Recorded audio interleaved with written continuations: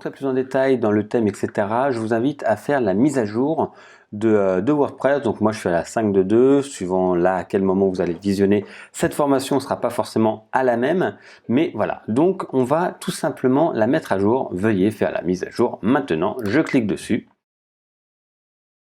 voilà, donc ça va faire la mise à jour.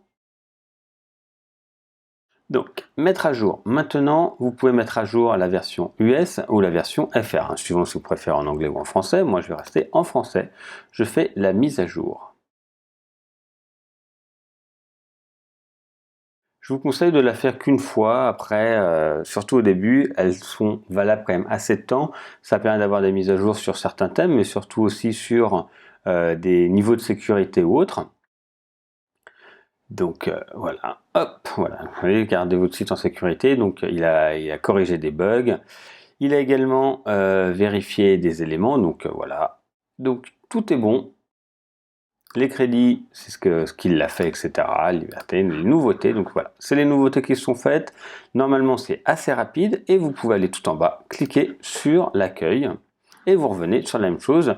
Et là, vous n'avez plus la mise à jour. Vous pourrez le refaire au fur et à mesure de temps en temps si vous voyez vraiment qu'il y a des améliorations qui sont faites.